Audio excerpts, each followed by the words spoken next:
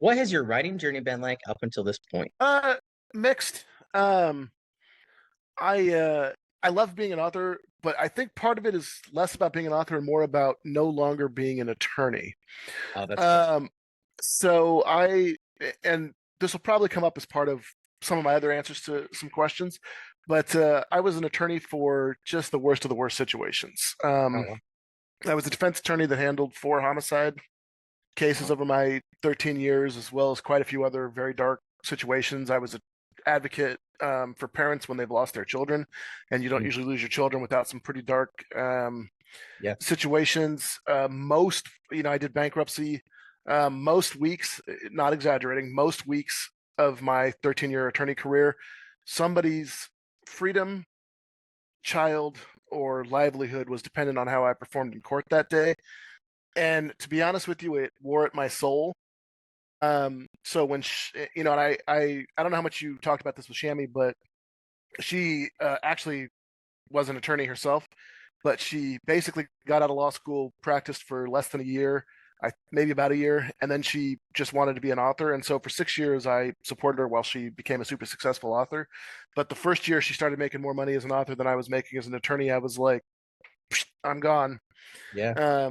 And so, there's been ups and downs in my writing career, but at every moment, I'm just thankful I'm not an attorney. So that's always kind of in the background, making everything I say that I'm about to say about my writing journey is actually better than how I'm going to say it, only because I'm not an attorney. As weird as Yeah. that sounds. Um, and there was a Exactly. lot to like about being an attorney, but the stress is I wasn't able to deal with it healthily. Is the best way I could say it.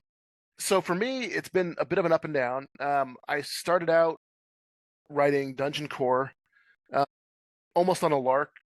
Shammy had a really close friend that was an author, and they'd had a falling out, and she was sad because she didn't have an author to talk to, and I had just finished reading some really, really good dungeon cores. Mm, Rin Striker, Jonathan Brooks, of course, Divine Dungeon, stuff like that. And I okay. got really excited about that stuff and wrote my own. Um, and that was probably the high point of my career, although it's very close with Elf Empire and DCE. I think that is still my single highest money making series, although I have three that are kind of in the same category. And so I opened up thinking I was going to not get noticed, had a medium hit, not like a spectacular hit, but a medium hit right out the door, made some good money. Was very excited for the process. And then released City of Masks, and like I said, I'll talk about that when we get there. But that was definitely probably the low point of my career. Was the second series I ever um, released, and then since then it's gone back up, and it's been a couple fairly successful series, Elf Empire, DCE, stuff like that. The audiobook only of Villain Core, which is a very weird situation, also very successful. And so and I guess this recent LitRPG Con was the first time I ever encountered actual fans where people came up to me because of my work. That's cool.